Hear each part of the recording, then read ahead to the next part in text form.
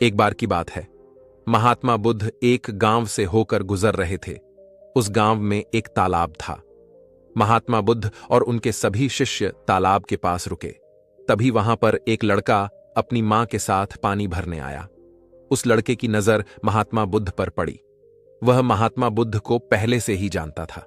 वह जानता था कि महात्मा बुद्ध बड़े ही ज्ञानी है और वह सभी के प्रश्नों का उत्तर देते हैं। वह तुरंत ही महात्मा बुद्ध के पास पहुंचा। उसने महात्मा बुद्ध को प्रणाम किया और कहा, है बुद्ध, मैं अपने जीवन में कुछ बड़ा करना चाहता हूं, लेकिन जब भी मैं कुछ करना चाहता हूं तो वह मुझे संपूर्ण तरह से नहीं हो पाता। मुझे तो कुछ समझ ही नहीं आता कि आखिर मैं क्या गलती कर रहा हूं। इसलिए आज मैं आपसे यही प्रश्न पूछने आया हूं कि लक्ष्य को पाने के लिए ऐसी कौन सी कठिनाइयां हैं जो हमें पार करनी होगी। महात्मा बुद्ध उस लड़के को देखकर मुस्कुराने लगे और उस लड़के से कहते हैं, जब तक तुम अपने लक्ष्य की ओर कदम नहीं बढ़ाओगे तब तक सफलता से जुड़ा हुआ हर एक उत्तर अधूरा है। महात्मा बुद्ध इतना कहकर अपने सभी शिष्यों के साथ वहां से आगे की ओर चल पड़े और वह लड़का भी अपनी मां के साथ वापस अपने घर लौट आया। अगले दिन जब वह लड़का अपनी मां के साथ वापस उस तालाब पर पानी भरने आया तो उसने देखा कि तालाब में जो कमल की कलियां थीं वह पूरी तरह से खिल चुकी है और पूरे के पूरे तालाब में केवल कमल के फूल ही नजर आ रहे हैं। उस लड़के की मां को अपनी आंखों पर यकीन नहीं हो रहा था। इस पर उसकी मां कहती हैं, बेमौसम इतने सारे फूल एक साथ खेलना, ऐसी घटना तो मैं आज तक नहीं सुनी। ऐसा अवश्य ही महात्मा बुद्ध के आने के कारण हुआ है, अर्थात यह उनका ही प्रभाव है। यह सुन वह लड़का सोच में पड़ गया। उसने तुरंत ही तालाब में से एक कमल का फूल तोड़ा और मन ही मन यह सोचने लगा, यदि यह महात्मा बुद्ध के प्रभाव के कारण हुआ है तो मुझे अवश्य ही महात्मा बुद्ध से मिलना चाहिए। शायद हो सकता है कि वह मुझे कुछ प्रेरणा देना चाहते हैं। ऐसा सोचते सोचते उस लड़के ने यह भी मन बना लिया कि वह महात्मा बुद्ध से अवश्य मिलेगा और साथ ही उसके मन में महात्मा बुद्ध की वह आवाज गूंज रही थी कि जब तक तुम लक्ष्य की ओर कदम ही नहीं बढ़ाओगे तब तक सफलता से जुड़ा हर प्रश्न अधूरा है। तभी उस लड़के ने वह कमल का फूल एक छोटे से मटके में रख लिया और उसने मन ही मन यह मन बना लिया कि वह महात्मा बुद्ध से मिलकर रहेगा और उसके मन में जो भी प्रश्न है वह उनसे उनके उत्तर जानकर ही रहेगा। उस लड़के ने तुरंत ही अपनी मां से कहा, मां, मैं महात्मा बुद्ध से मिलने जा रहा हूं। वह अब तक बहुत आगे नहीं निकले होंगे। यदि मैं जल्दी जल्दी चलूंगा तो एक दिन में उन तक पहुंच जाऊंगा और फिर एक दो दिन में मिलकर मैं वापस घर लौट आऊंगा। उसकी मां ने उसे समझाने की कोशिश की, लेकिन वह लड़का नहीं माना। वह तुरंत ही सफर की ओर निकल पड़ा। वह मार्ग पर तेजी से आगे बढ़ रहा था। जल्दी जल्दी चलते हुए उसने बहुत कम समय में अपना गांव पर कर लिया, लेकिन अब वह इसी कारण थकने भी लगा था और उसकी रफ्तार भी धीमी पड़ रही थी। उसे लड़के का जोश भी अब खत्म होता जा रहा था। धीरे धीरे चलते चलते वह जंगल के रास्ते पर पहुंचा और जंगल को देखकर उसके मन में एक डर उत्पन्न हुआ। उसने सोचा कि मैंने आज तक कभी जंगल पार नहीं किया है और इस जंगल में तो कई जंगली जानवर भी हैं। यदि मैं रास्ता भटक गया तो मैं महात्मा बुद्ध तक कभी नहीं पहुंच पाऊंगा और यदि मैं किसी गलत रास्ते पर चला गया तो मुझे कम से कम 2 दिन और लगेंगे महात्मा बुद्ध तक पहुंचने के लिए, और यदि वह मुझसे बहुत आगे निकल गए होंगे तो मुझे बाकी रास्ते भी पता नहीं चल पाएंगे और फिर मैं उनसे कभी नहीं मिल पाऊंगा। वह लड़का इसी सोच में पड़ा हुआ था। तभी उसने देखा कि इसी रास्ते से एक घुड़सवार आ रहा था। लड़के ने उस घुड़सवार से कहा, भाई, मुझे जंगल पार करवा दीजिए। मुझे महात्मा बुद्ध से मिलना है। मुझे यह कमल उन्हें देना है। क्या आप मुझे जंगल पार करवा सकते हैं? इस पर वह घुड़सवार कहता है, बेटा देखो, मैं तुम्हें ले तो नहीं जा पाऊंगा, लेकिन मैं तुम्हारी मदद जरूर कर सकता हूं। यदि तुम चाहो तो यह कमल वाला मटका मुझे दे दो, मैं इसे महात्मा बुद्ध तक पहुंचा दूंगा। उस घुड़सवार की यह बात सुनकर वह लड़का एक बार फिर से सोच विचार में पड़ गया और सोचने लगा, यदि मैं पैदल जाऊंगा तो मुझे बहुत समय लग जाएगा और पता नहीं मैं महात्मा बुद्ध तक पहुंच भी पाऊंगा या नहीं।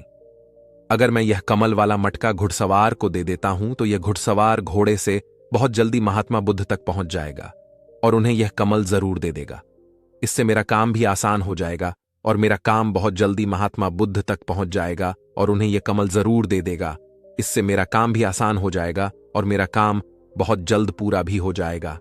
काफी कुछ सोच विचार करने के बाद उसने तय किया कि वह यह कमल का फूल उस घुड़सवार को दे देगा। यह सोचकर उस मटके को उस घुड़सवार को थमाने ही वाला था कि तभी उसे याद आया, इस कमल के पीछे उसका क्या उद्देश्य है, उसे किस मकसद से इस कमल को महात्मा बुद्ध के पास ले जा रहा है। तभी उस लड़के के मन में एक और विचार उत्पन्न हुआ, यदि मैं इस कमल को लेकर महात्मा बुद्ध तक नहीं पहुंचा तो फिर मेरा जो प्रश्न है मैं उनके उत्तर कैसे जान पाऊंगा। और हो सकता है कि मुझे मेरे जीवन में बस यह एक ही मौका मिला है जिससे मैं महात्मा बुद्ध से मिल सकता हूं और अपने सभी प्रश्नों के उत्तर पा सकता हूं। हो सकता है कि दोबारा मुझे यह अवसर न मिले, इसलिए मैं यह मटका नहीं दूंगा, मैं इसे स्वयं ही महात्मा बुद्ध तक पहुंचाऊंगा। काफी कुछ सोच विचार करने के बाद उसने घुड़सवार से कहा, देखिए, यह मटका तो मैं खुद ही उन तक ले जाना चाहता हूं, क्योंकि मेरा उनसे मिलना बहुत जरूरी है। मेरे मन में कई प्रश्न हैं जो मैं उनसे जानना चाहता हूं, इसलिए यह फूल मैं ही उन्हें दूंगा। इसलिए कृपया करके मुझे जंगल से बाहर निकलने का रास्ता बता दीजिए, मैं स्वयं ही चला जाऊंगा। इस पर उस घुड़सवार ने उस लड़के को जंगल से बाहर जाने का रास्ता बता दिया और वह उस मार्ग पर आगे की ओर बढ़ता चला। वह जल्दी जल्दी मार्ग में आगे बढ़ रहा था और देखते ही देखते शाम का वक्त भी होने को आया था। तभी उस लड़के के मन में एक और विचार आया और वह यह सोचने लगा, यदि शाम के वक्त मैं इस जंगल में भटक गया तो मेरा क्या होगा, मैं महात्मा बुद्ध तक कैसे पहुंच पाऊंगा, और अगर मैं उनसे नहीं मिल पाया तो मेरी यात्रा तो बेकार हो जाएगी। इससे तो अच्छा होता कि मैं उसे घुड़सवार को ही यह मटका दे जाता, वह उसे महात्मा बुद्ध तक अवश्य पहुंचा देता। मुझे तो घर लौट जाना चाहिए था, यही मेरे लिए बेहतर होता। इस प्रकार के उस लड़के के मन में तरह तरह के विचार उत्पन्न हो रहे थे। ऐसा होगा तो क्या होगा, वैसा होगा तो क्या होगा, यदि मैं भटक गया तो क्या होगा। तभी उस लड़के ने उस कमल की ओर देखा। उसे कमल से ही उसे महात्मा बुद्ध की याद आई। महात्मा बुद्ध के चेहरे पर वह असीम शांति थी। उसे महात्मा बुद्ध की वह मुस्कान याद आई। तभी उसके मन में एक और विचार उत्पन्न हुआ, जिनके आने से हमारे तालाब में अनेकों फूल खिल गए, जिसके साथ होने से हमारे मन को प्रेरणा मिलती है, जिनके चेहरे पर वह असीम शांति है जिसे मिलकर मेरा मन शांत हो जाता है। यदि मैं उनसे मिल पाऊं तो मुझे कितना कुछ सीखने को मिलेगा। ऐसा सोचते ही उसके मन में एक बार फिर से महात्मा बुद्ध से मिलने की प्रेरणा जाग उठी और वह निश्चिंत होकर अपने मार्ग में आगे की ओर बढ़ता चला जा रहा था।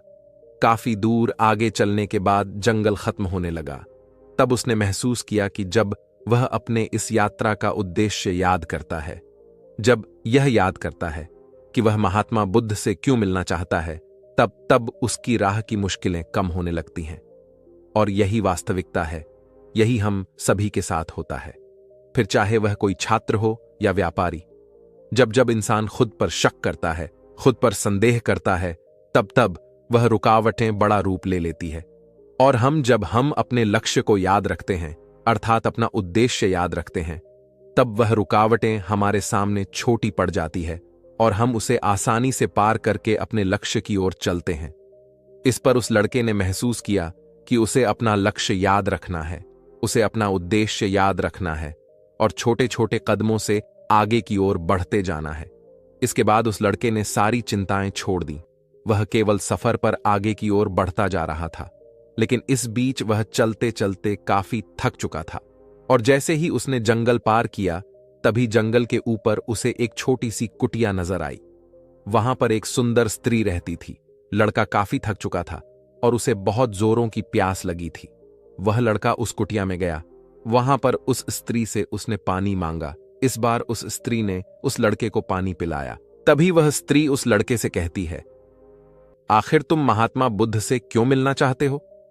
इस पर वह लड़का कहता है, मेरे मन में कुछ प्रश्न है और मैं उन प्रश्नों को उत्तर जानना चाहता हूं, और मेरे पास केवल यह एक ही अवसर है, इसलिए मुझे उनसे मिलना ही है। वह लड़का उसी तरह से बातें कर ही रहा था। उधर दूसरी तरफ उस स्त्री के मन में उस लड़के के प्रति प्रेम जाग रहा था। वह उस लड़के को पसंद करने लगी थी। वह लड़की उस लड़के को रोकना चाहती थी।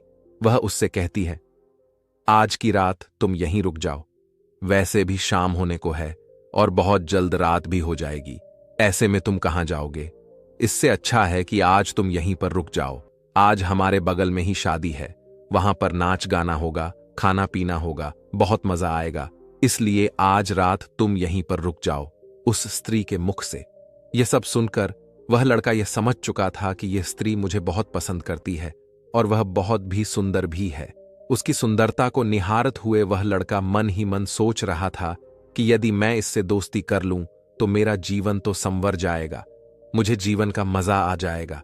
और वैसे भी आज रात तक तो मैं महात्मा बुद्ध से मिल भी नहीं पाऊंगा, तो क्यों ना मैं यहीं पर रुक जाऊं। तभी उस लड़के ने जवाब देते हुए कहा, मैं कुछ देर में सोचकर बताता हूं। लड़का इस विषय पर सोच ही रहा था कि तभी उसके मन में एक बार फिर से महात्मा बुद्ध की वह बात याद आ गई और उसे यह एहसास हुआ कि मैं इतनी दूर से यहां पर क्यों आया हूं। उसने मन ही मन खुद से प्रश्न किया, क्या मैं यहां पर इतनी दूर इस लड़की से मिलने के लिए ही आया था? नहीं नहीं, ये मेरी मित्र नहीं बन सकती। क्या भरोसा आज को इसका मन मुझ पर आया है और कल को किसी और पर आ गया तो मैं क्या करूंगा। उस लड़के ने तुरंत ही उस कमल की ओर देखा। तभी उसे उसका उद्देश्य याद आ गया और उसने तुरंत ही यह निर्णय लिया कि वह आगे की ओर बढ़ेगा। उसने उस लड़की को साफ साफ मना कर दिया और अपने मार्ग की ओर आगे बढ़ चला। जब वह आगे की ओर जा रहा था तभी उसे अपने इस निर्णय पर अफसोस हो रहा था। उसे ऐसा लग रहा था यदि उसे महात्मा बुद्ध ना मिले तो उसके हाथ से यह स्त्री भी चली जाएगी। इस बात का उसे बहुत मलाल था, लेकिन वह धीरे धीरे मार्ग में आगे बढ़ता गया। कुछ दूर आगे जाने के बाद जब उसका मन शांत हुआ तब उसे इस बात का एहसास हुआ यदि वह उसे स्त्री के पास रुक जाता तो वहां अपने इस उद्देश्य को कभी पूरा नहीं कर पाता और उसकी यह यात्रा बेकार हो जाती, उसकी इतनी मेहनत व्यर्थ हो जाती। और तब उसे एक और चीज का एहसास हुआ कि जो भी व्यक्ति या फिर वस्तु हमें अपने उद्देश्य से भटकाने का प्रयास करें, हमें उससे तुरंत ही दूर हो जाना चाहिए। हमें अपना उद्देश्य याद रखना चाहिए कि हमने यह सफर क्यों शुरू किया था और हम अपनी मंजिल पर क्यों पहुंचाना चाहते हैं। वह लड़का यह सब सोच विचार कर आगे की ओर बढ़ता जा रहा था। रात्रि का वक्त होने वाला था और वह लड़का तेजी से अपने मार्ग में आगे की ओर बढ़ता जा रहा था। तभी उसे मार्ग में एक बुजुर्ग व्यक्ति मिले। उसने उस बुजुर्ग व्यक्ति से पूछा, बाबा बाबा, मैं महात्मा बुद्ध से मिलना चाहता हूं और पिछले गांव में मुझे किसी ने बताया कि वह इसी मार्ग से आगे की ओर बढ़े थे। क्या आप मुझे बता सकते हैं कि वह किस तरफ गए हैं? इस पर वह बुजुर्ग व्यक्ति उस लड़के से कहते हैं, बेटा तुमसे कोई गलती हो गई है, तुम्हें कोई गलतफहमी हुई है। यहां से कोई भी ऋषि मुनि नहीं गए हैं। हो सकता है कि रास्ते में कोई और मोड़ हो जिस पर तुम्हारा ध्यान ना गया हो। वह ऋषि मुनि उसी रास्ते से गए होंगे। यह सुन वह लड़का घबरा गया। अभी कुछ ही घंटा पहले तो मैंने उस बस्ती को पार किया था। यदि मैं वापस गया तो मैं बहुत पीछे हो जाऊंगा और अब तो अंधेरा भी होने को है। मेरे पास ना तो कोई रहने का साधन है और ना ही खाने पीने का। मेरी तो पूरी यात्रा बेकार होगी। मुझे तो यह लग रहा था कि मैं महात्मा बुद्ध से अवश्य मिलेगा, लेकिन अब लगता है कि यह मुमकिन नहीं है। मैं उनसे नहीं मिल पाऊंगा। इस प्रकार के कई विचार और उस लड़के के मन में उमड़ने लगे। वह लड़का खुद पर संदेह करने लगा। जैसे ही उसके मन में इस प्रकार के विचार उत्पन्न हुए तो मानो उसके पैरों में किसी ने बेड़ियां डाल दी हो। वह बार बार केवल एक ही बात सोच रहा था कि आखिर वह मुझे क्यों नहीं दिखाई दिया। मैं बार बार एक ही गलती क्यों करता हूं? मुझसे इतनी बड़ी गलती कैसे हो गई? यह सोचकर वह लड़का सर पकड़कर वहीं पर बैठ गया। कुछ देर तक तो उसे कुछ भी समझ नहीं आ रहा था। तभी उसे उसकी मां की बात याद आई। उसकी मां ने उस लड़के से कहा था, बेटा, हर गलती में सीख छुपी होती है जो हमारे जीवन को और भी बेहतर बनाती है। यह बात उसे याद आते ही उसका मन शांत होने लगा और देखते ही देखते उसकी मन पूरी तरह से शांत हो चुका था और वह लड़का बार बार अपने मन में अब एक ही बात दोहरा रहा था कि हर गलती में सीख छुपी हुई होती है और हमें वह और बेहतर बनाने आती है। उसने अपनी गलती को स्वीकार किया और वह कहने लगा, हां, मुझसे गलती हुई है। मैं जल्दबाजी में बिना सोचे समझे बस मार्ग में आगे की ओर बढ़ता जा रहा था। जैसे जैसे लोगों ने कहा मैं उसी तरह से आगे की ओर बढ़ता चला गया। उसके गलती स्वीकारते ही उसका मन पूरी तरह से शांत हो गया। उसकी निराशा अब आशा में बदल चुकी थी वह एक पेड़ के नीचे बैठा हुआ था। तभी उसने देखा कि कुछ जानवर नदी से पानी पी रहे थे। यह सब देखकर उस लड़के को याद आया कि जब वह पहली बार महात्मा बुद्ध से मिला था तब पानी के पास ही मिला था, और महात्मा बुद्ध के साथ उनके कई शिष्य भी हैं, तो उन्हें पानी की तो आवश्यकता जरूर पड़ेगी। इस पर उस लड़के को तुरंत यह समझ में आ गया कि महात्मा बुद्ध भी उसी रास्ते से भ्रमण कर रहे होंगे जिस रास्ते पर पानी होगा। तभी उसने सोच विचार कर यह तय किया कि वापस जाने से अच्छा है क्यों ना मैं इस नदी के किनारे आगे की ओर बढ़ता रहूं। ऐसा सोचते ही उसने तुरंत ही रास्ता बदल दिया और वह नदी के रास्ते आगे बढ़ने लगा। जैसे जैसे वह आगे बढ़ता जा रहा था, उसका मन और भी हल्का होता जा रहा था, उसका मन और भी शांत होता जा रहा था। तब उसने अनुभव किया कि जब मन बहुत शांत होता है तो हमारा मन बहुत हल्का हो जाता है और जल्दबाजी नहीं करता, और ना ही किसी में या खुद में कोई कमी निकलता है। हमारी बुद्धि पहले से बेहतर काम करने लग जाती है। तब उस लड़के ने इस बात का अनुभव किया कि खुद से शिकायत करना एक बहुत बड़ी कमी है जो हमें दुख की ओर ले जाती है। ऐसे ही चलते चलते लड़के के मन में विचार आया, यदि मैं अपने गांव में ही रुक जाता तो यह सारे अनुभव मैं कभी प्राप्त नहीं कर पाता। ऐसा सोचते सोचते वह मार्ग में आगे की ओर बढ़ रहा था। तभी उसे महात्मा बुद्ध के कुछ शिष्य नजर आए और उन्हें देखकर वह लड़का बहुत खुश हुआ और वह अपने मार्ग में तेजी से और भी आगे बढ़ने लगा, और आखिरकार लगातार 2 दिनों का सफर तय करने के बाद वह महात्मा बुद्ध के पास पहुंचा। वह तुरंत ही महात्मा बुद्ध के पास पहुंचा। उसने महात्मा बुद्ध को प्रणाम किया और उन्हें वह कमल का फूल भेंट कर दिया। इससे पहले वह लड़का कुछ कहता, तभी महात्मा बुद्ध ने कहा, बहुत सुंदर, यह कमल पूरी तरह से खिल चुका है। 2 दिन पहले ही तुमने मुझसे पूछा था कि लक्ष्य को पूरा करने के लिए इंसान को कौन सी कठिनाइयों पार करना पड़ता है, लेकिन 2 दिनों बाद तुमने बहुत सारे अनुभव प्राप्त कर लिए। तुम्हारा यह धैर्य, यह मुस्कान देखकर लगता है कि तुमने इस यात्रा में बहुत कुछ सीख लिया है। इस पर उस लड़के ने यात्रा में घटित हुई हर एक बात महात्मा बुद्ध को बता दी। तभी महात्मा बुद्ध ने उस लड़के से कहा, तुम्हारे मन में जो भी प्रश्न है मैं उनके जवाब तो तुम्हें जरूर दूंगा। आगे महात्मा बुद्ध कहते हैं, बिना कोशिश के हर चीज अधूरी है। जब इंसान किसी लक्ष्य के लिए उस रास्ते पर चलता है तो सबसे पहले वहां अपने अनुभव से ही सीखता है, और जब धीरे धीरे उसका विवेक जागृत होने लगता है, उसकी बुद्धि काम करने लगती है, तब दूसरे के अनुभव और दूसरों की गलतियों से भी सीखने लगता है। जीवन में यदि सफल होना है, किसी लक्ष्य को प्राप्त करना है, तो सफलता का रहस्य सीखने से पहले हमें उस रास्ते पर चलना पड़ता है। महात्मा बुद्ध आगे कहते हैं, किसी भी लक्ष्य को प्राप्त करने के लिए उस रास्ते में हमें 3 बाधाएं आती हैं, और इनका निवारण करने के बाद ही हम अपने लक्ष्य तक पहुंच पाते हैं। और तुमने भी यह 3 बातें सीख ली। पहले अपने उद्देश्य को पहचानो और उसके प्रति समर्पण करो। जैसे कि तुम यह कमल का फूल मुंह तक पहुंचाना चाह रहे थे, और तुम्हारा उद्देश्य भी यही था। तुमने ये जान लिया था कि यह फूल मुझ तक पहुंचने के लिए तुम्हारा क्या उद्देश्य है, जिस कारण तुम्हारे मन के सारे संदेह खत्म हो गए। इसके बाद जब भी तुम फूल को देखते थे तो तुम्हें अपना उद्देश्य याद आ जाता। आगे महात्मा बुद्ध ने कहा, तुमने स्वयं के अनुभव से ही यह जान लिया कि अपनी मंजिल तक किस प्रकार हमें पहुंचना है, और सब कुछ तुम्हारे भीतर से ही प्रकट हो रहा है। वह लड़का महात्मा बुद्ध की सारी बातें ध्यानपूर्वक सुनता रहा। तब महात्मा बुद्ध कहते हैं, तुम्हारे मन में कई प्रकार के डर और संशय थे। पता नहीं तुम मुझ तक पहुंच पाओगे या नहीं, पता नहीं तुम जंगल पार कर पाओगे या नहीं, क्योंकि तुमने आज से पहले कभी जंगल पार नहीं किया था, और रास्ते में तुम्हें तरह तरह की रुकावटें भी झेलनी पड़ी। और जब हमारे रास्ते में तरह तरह की रुकावटें उत्पन्न होती है, तब हमारा मन बाधित होता है, हमारा मन भटकने लगता है और हम अपने लक्ष्य से भटक जाते हैं। लेकिन जब हम अपना सारा ध्यान रुकावटों से हटाकर अपने उद्देश्य पर लगाते हैं, तो सारी रुकावटें खुद ब खुद छोटा पड़ने लगती हैं और हम उन्हें आसानी से पार कर जाते हैं। शुरुआत में हर किसी की यही समस्या है कि वह यह नहीं जानता कि आखिर वह सफल क्यों होना चाहता है, क्यों वह कुछ करना चाहता है। इसी कारण उनके सामने परेशानियां भी बहुत ज्यादा होती हैं और वह उन परेशानियों के सामने घुटने टेक देते हैं।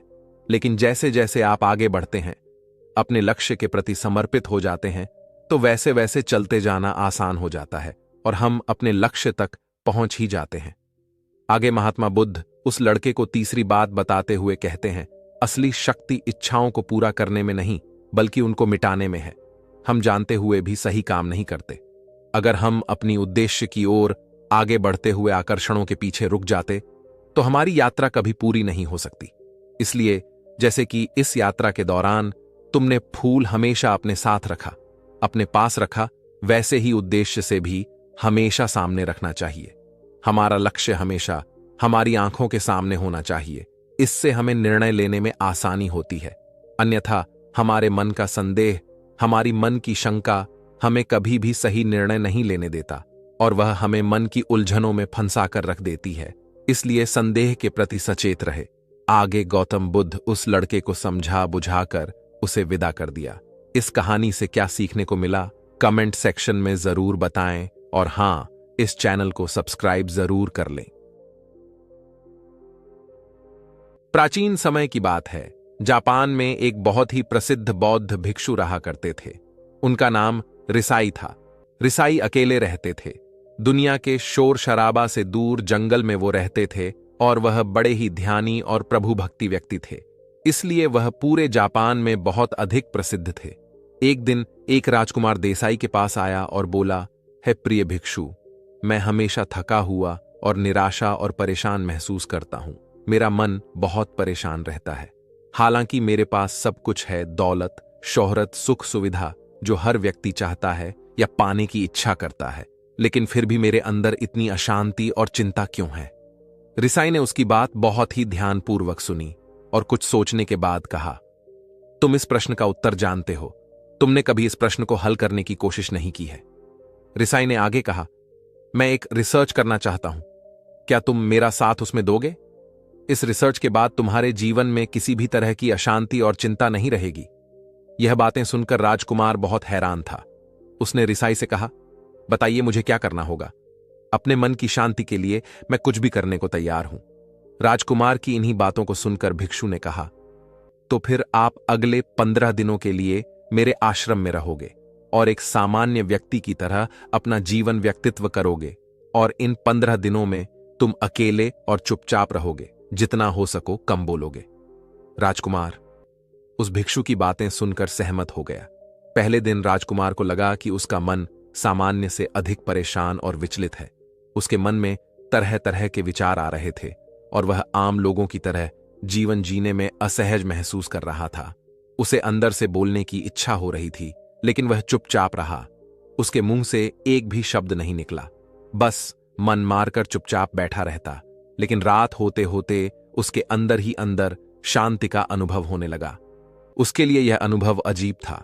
वह खुद से पूछ रहा था कि वह अंदर ही अंदर इतना खुश क्यों है और उसकी आंतरिक बेचैनी और उसकी चिंता कम क्यों होने लगी है।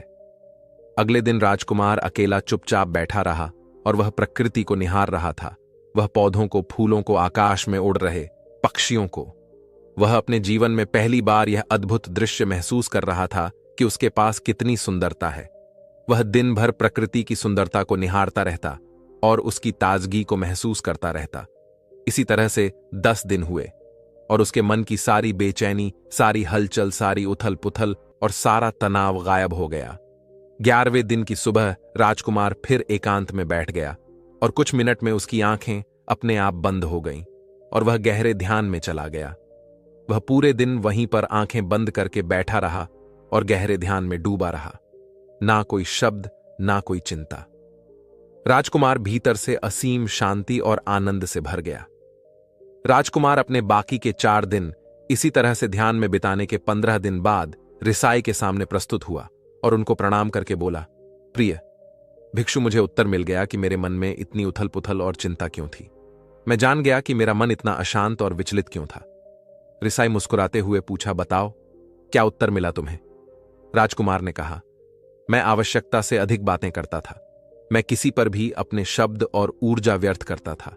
मैं दिन भर अपने लोगों से फालतू की बातें करता रहता और फिर उन्हीं के बारे में अकेला सोचता रहता और ज्यादा समय नकारात्मक ही सोचता रहता।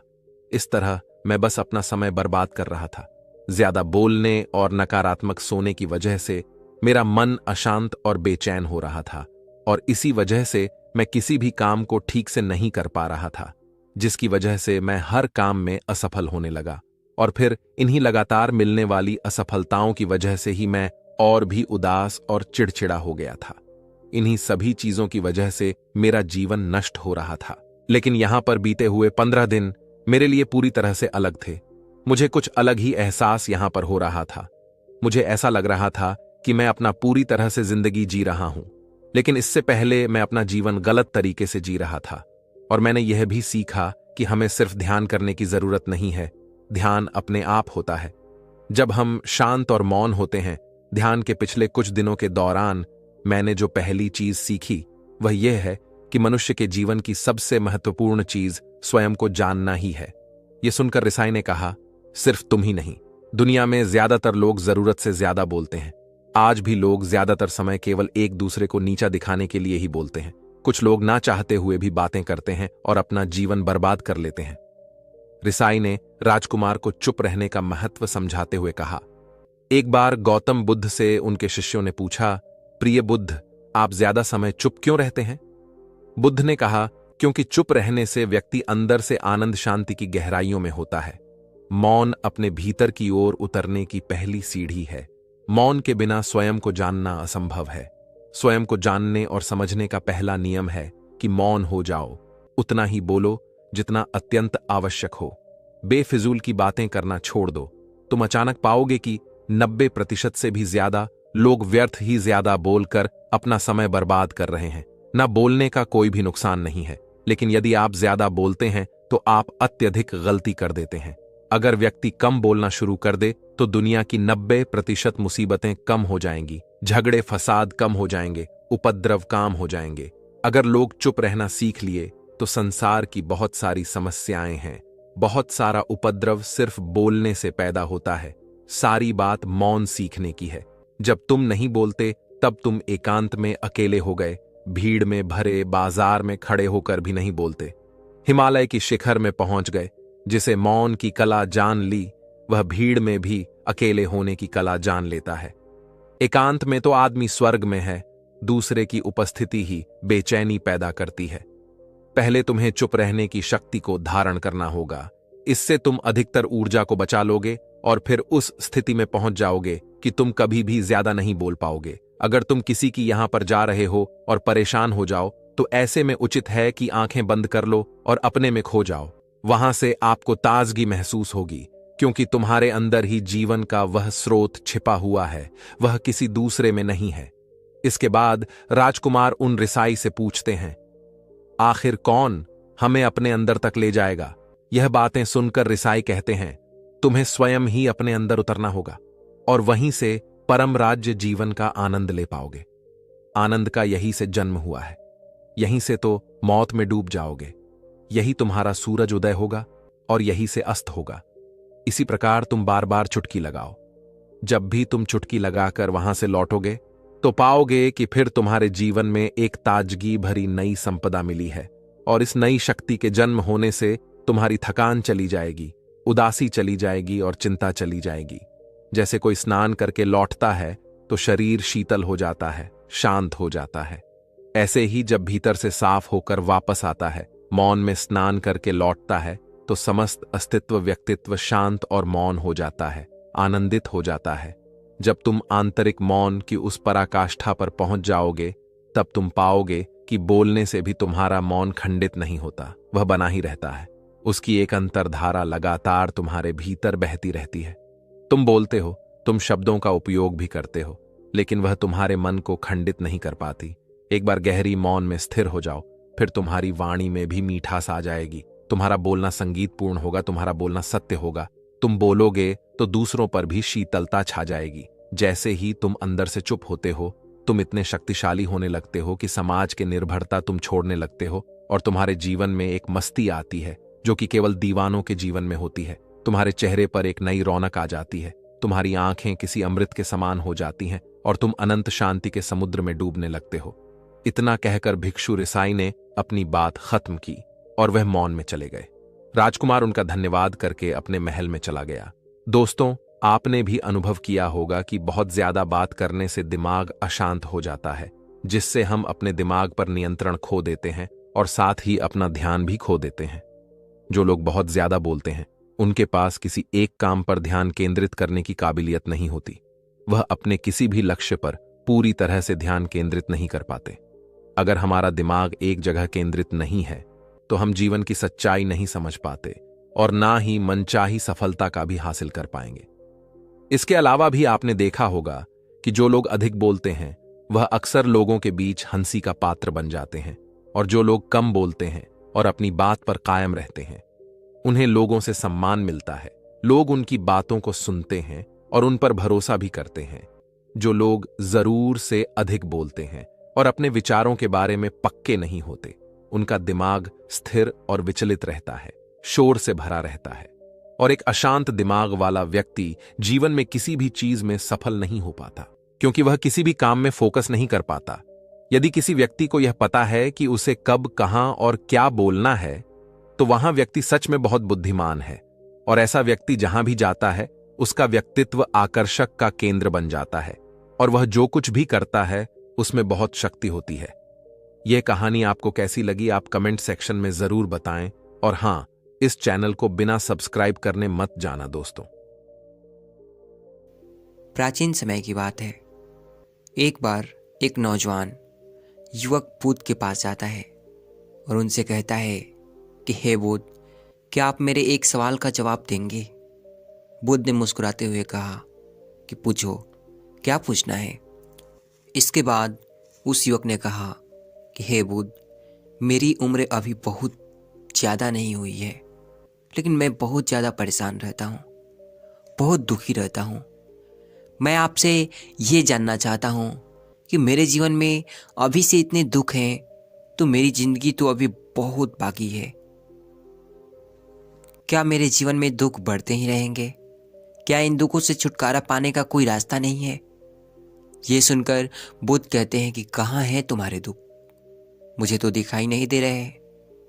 ये सुनकर वो युवक कहता है कि हे बुद्ध, दुख तो मेरे अंदर है, मेरे भीतर है, वो आपको कैसे दिखाई देंगे?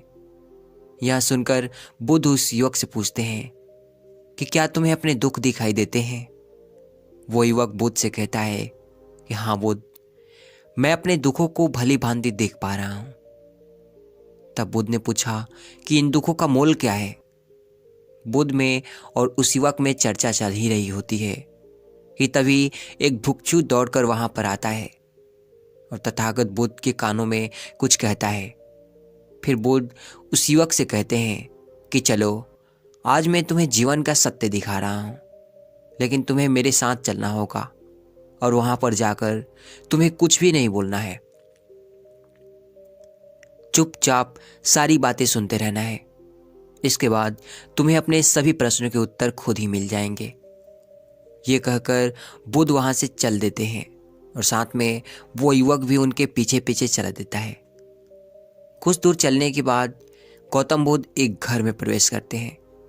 घर में प्रवेश करने के बाद वो युवक और तथागत बुद्ध देखते हैं कि वहां पर बहुत सारे लोग इकट्ठे हो रखे हैं और बीच में चारपाई पर एक वृद्ध आदमी लेटा हुआ है। बुद्ध को देखते ही सभी ने उनके लिए राह बनाई और बुद्ध उस आदमी के पास उसके चारपाई पर जाकर बैठ जाते हैं। वो युवक भी पास में ही बैठ जाता है। इसके बाद वो वृद्ध आदमी जो चारपाई पर लेटा हुआ था कहना शुरू करता है कि हे बुद्ध, मैं नहीं जानता कि मेरे जीवन में कितने सांसें अब बची है। पता नहीं किस वक्त भगवान के घर से बुलावा आ जाए। हे बुद्ध, मैं मरने से पहले अपने लिए सवाल के जवाब चाहता हूँ। मुझे पता है उन सवालों के जवाब सिर्फ आप ही दे सकते हैं, इसलिए मैंने आपको यहाँ पर बुलाया है। इसके बाद उस वृद्ध आदमी ने कहना शुरू किया कि हे बुद्ध, अपने आखिरी वक्त में मुझे अपने बचपन के दिन बहुत याद आ रहे हैं। मैं सोच रहा हूँ कि वो भी दिन क्या दिन थे, ना कुछ पाने की, ना कुछ खोने का गम। बचपन के उन दिनों को याद करके मेरी आंखों में आंसू आ जाते हैं।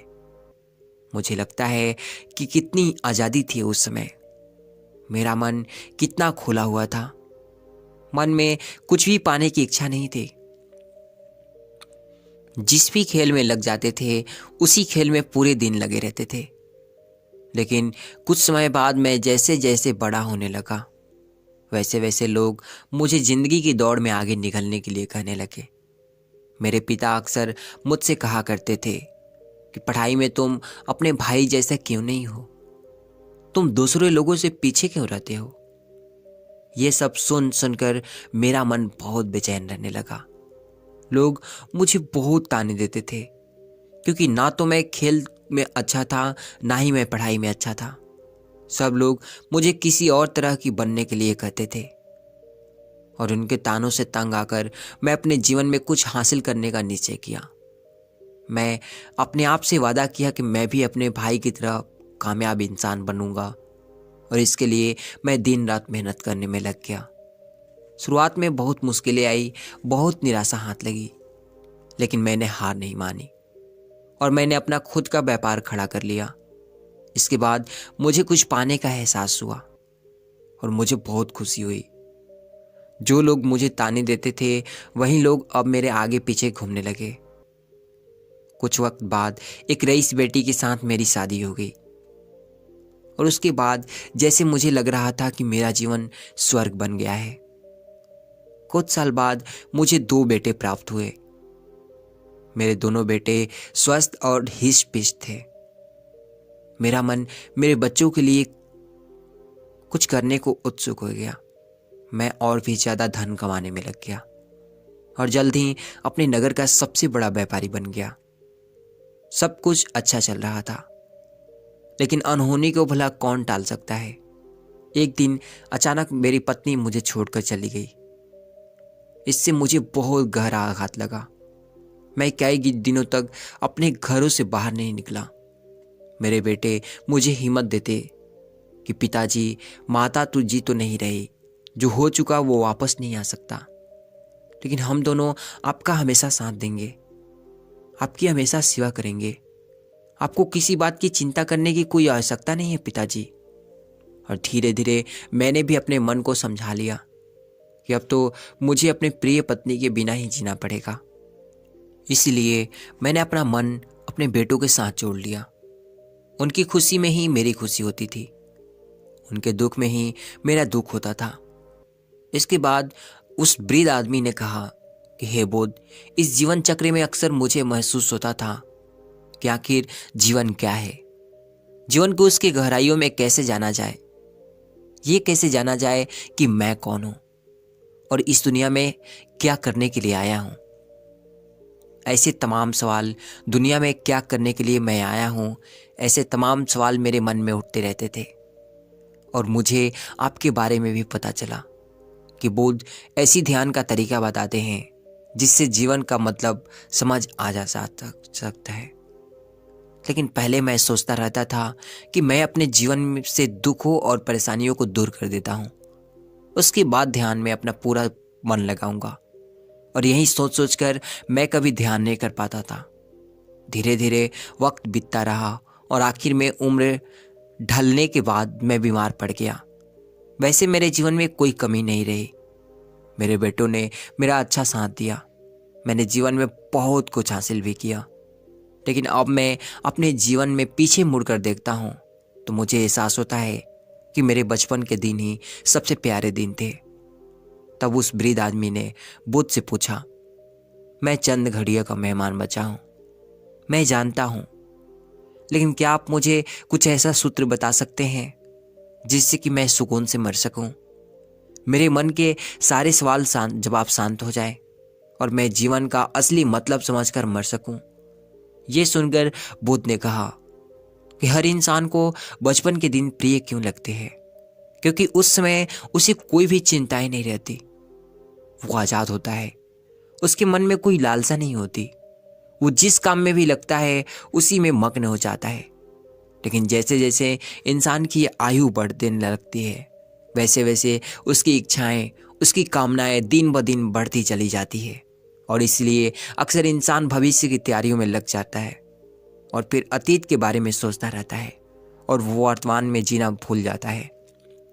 और वहीं अगर हम किसी छोटे बच्चे को देखें तो उसके लिए कोई भविष्य या कोई अतीत नहीं होता। उसके लिए बस केवल वर्तमान होता है और इसीलिए वो वर्तमान में पूरा आनंदित होकर रहता है। तुमने अपना पूरा जीवन कामयाबी, अपने बेटों, अपने पत्नी और अपने भविष्य की योजनाओं में ही बिता दिया और तुम हमेशा यही सोचते रहे कि पहले मैं अपने जीवन को व्यवस्थित कर लेता हूँ, उसके बाद सत्य की खोज करूँगा, उसके बाद ध्यान करूँगा।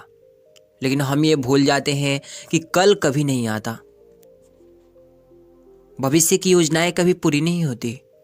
जब एक योजना पूरी होती है तो हमारा मन दूसरी योजना बना लेता है और इस प्रकार जीवन चक्र चलता रहता है। और जब आखिरी समय में मृत्यु तुम्हारी सैया पर लेटी होती है तो तुम्हें एहसास हो रहा है कि मैंने जीवन में कुछ भी हासिल नहीं किया। अब तुम्हें लग रहा है कि मैंने जीवन में जो कुछ भी किया उसमें से एक सुई भी तुम अपने साथ नहीं ले जा सकते। अगर यही बात तुम उस वक्त समझ लेते तो मृत्यु कभी निश्चित होकर नहीं आती, वो तो कभी भी आ सकती है। अगर ये बात उस वक्त तुम्हारा मन समझ लेता तो तुम इसी वक्त ध्यान और सत्य की खोज में लग जाते। तुम कुछ ऐसी चीज खोज करने की कोशिश करते जो तुम्हारे साथ जा सके, जो तुम्हें परिपूर्णता से मरने का मार्ग दिखा सके। उस वृद्ध आदमी ने हाथ जोड़कर बुद्ध से कहा कि हे बुद्ध, ये तो मैं नहीं जानता, या ये तो मैं जानता हूं कि मुझसे गलतियां हुई है। मैंने अपने जीवन को सार्थक रूप से जिया ही नहीं और इस बात का मुझे बहुत गहरे में एहसास हो चुका है। लेकिन मैं आपसे फिर से वही सूत्र जानना चाहता हूं, जो कि क्या है कि मैं अभी परिपूर्णता के साथ नहीं हूं। क्या मुझे कोई सत्य की झलक नहीं मिल सकती? यह सुनकर बुद्ध ने उस आदमी का हाथ सहलाते हुए कहा कि अब तो जीवन में एक ही सूत्र समझने लायक है और वो सूत्र है कि तुमने जीवन में जो भी पाया या खोया, जो कुछ भी खोया, वो सब यहीं पर छोड़कर चले जाओ। उसे अपने मन के साथ जोड़कर मत ले जाओ। अपने मन में ये भाव करके जाओ कि तुमने अपने जीवन में बहुत कुछ सीखा। वास्तविकता में तुमने अपने जीवन में बहुत प्रगति की है, क्योंकि तुमने ये जान लिया है कि जीवन में कुछ सार्थक नहीं है और ये जानना भी बहुत बड़ी उपलब्धि होती है। लोग जीवन भर जीते जीते मर जाते हैं, लेकिन उन्हें जीवन की निरर्थकता के बारे में कोई पता नहीं चल पाता। इसलिए अभी अपने मन के सारे सवालों को मिटा दो और ये भाव पैदा करो कि जीवन में जो कुछ भी जानने जैसा था वो मैंने जान लिया है और अब जीवन में कुछ भी जानने जैसा नहीं बचा है। जब तुम इस भाव, इस बोध से भर जाओगे तो तुम बिल्कुल खाली होकर मृत्यु को प्राप्त हो जाओगे। और वास्तविकता में यही मरने की कला होती है। हमने जीवन में जो कुछ भी पाया, जो कुछ भी खोया, वो इसी दुनिया का था और वो यहीं पर रह जाएगा। हमारे साथ कुछ भी नहीं जाएगा। हम खाली जाएंगे, हम बिल्कुल खाली जाएंगे। और जो लोग अपने मन से बिल्कुल खाली होकर जाते हैं, वास्तव में उनके अंदर ज्ञान का दीप जल जाता है और वो आगे चलकर दूसरे जन्मों में निर्वाण की स्थिति प्राप्त कर लेते हैं। लेकिन उससे पहले तुम्हें इस जीवन की निरर्थकता को समझना पड़ेगा। यहाँ पर कुछ भी पाना या कुछ भी खोना कुछ मायने नहीं रखता। उसके बाद बहुत देर तक उस वृद्ध ने कोई सवाल नहीं पूछा और वो मुस्कुराते हुए मृत्यु को प्राप्त हो गया। इसके बाद बुद्ध ने उस नौजवान युवक से पूछा कि क्या तुम्हें अपने सवालों के जवाब मिले, और मिले तो तुम्हें क्या जवाब मिले, सभी को बताओ। उस युवक ने कहा कि बुद्ध, मुझे अपने सवालों के जवाब मिल गए हैं। इस वृद्ध आदमी के जीवन चक्र से मैं समझ गया हूं कि जीवन में कुछ भी पाने जैसा नहीं होता।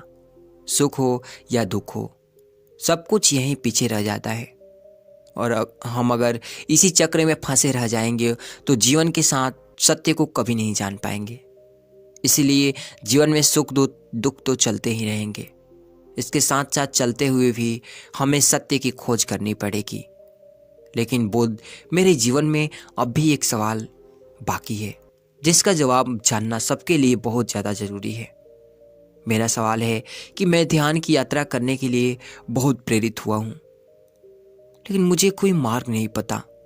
ध्यान कैसे किया जाता है, बुद्ध ने कहा कि ध्यान की सभी प्रक्रियाएं तुम्हें होश में लाने के लिए ही बनी है, तुम्हें वर्तमान में लाने के लिए ही बनी है। अगर तुम किसी भी काम को पूरी उपस्थिति के साथ, पूरे एकाग्र भाव से अपने आप को पूरी तरह से इकट्ठा करके कर सकते हो तो तुम ध्यान में ही होते हो। लेकिन हमारा ध्यान इधर उधर भटकता रहता है। अपना काम करते करते वर्तमान में रहने के लिए मैं तुम्हें एक छोटी सी विधि बताता हूँ, जिसके जरिए तुम अपना काम भी कर सकते हो और ध्यान भी कर सकते हो। जब भी तुम चलते फिरते हो, उठते बैठते हो, अपनी सांसों पर ध्यान लगाना शुरू करो। सांस किस नाक से आ रही है, किस नाक से जा रही है, किस नाक से टकरा रही है, सिर्फ तुम उसके साक्षी भर हो जाओ। सिर्फ तुम उसको देखते रहो। कुछ भी काम कर रहे हो, चल रहे हो, फिर रहे हो, खाना खा रहे हो, सिर्फ अपनी सांसों पर ध्यान लगाओ। और ये वक्त करते वक्त तुम्हें महसूस होगा कि तुम्हारा दिमाग, तुम्हारा विचार तुम्हारे इधर उधर ले जाते हैं। लेकिन थोड़ी देर बाद तुम्हें होश आएगा कि तुम्हें अपने सांसों पर ध्यान लगाना है और तुम्हारा ध्यान फिर से सांसों पर टिक जाएगा। और धीरे धीरे जब तुम अपने विचारों को देखने लगोगे तो तुम पाओगे कि तुम्हारे विचार विलीन हो रहे हैं। तुम्हारे अंदर बस एक खाली मैदान बचा हुआ है। सारे सवाल जवाब विलीन हो चुके हैं। इसके बाद बुद्ध ने कहा कि सांसें जो होती है वो वर्तमान में होती हैं, ना ही वो भविष्य में चलती हैं, ना ही अतीत में चलती है। वो वर्तमान में होती है, वही वर्तमान स्थिति होती है। और जब तुम अपने सांसों से जुड़ जाते हो तो वर्तमान में ध्यान लगाना सीख जाते हो, क्योंकि सांसें जिनसे तुम ध्यान लगा रहे हो वो वर्तमान में चल रही होती है। इसके बाद धीरे धीरे कदम दर कदम तुम्हें ध्यान का खुद ही एहसास होने लगेगा। फिर तुम जो भी काम करोगे उसमें तुम्हारा चित्त लगा रहेगा। तो शुरुआत वहीं से करो जहाँ पर तुम हो। यहीं से, अभी से तुम अपने सांसों को पकड़ना शुरू कर दो। तो दोस्तों, इस कहानी से आपको क्या सीखने को मिला कमेंट में ज़रूर बताना। और इसी तरह अगली कहानी आप सुनते रहिए और अपना ज्ञान बढ़ाते रहिए। धन्यवाद।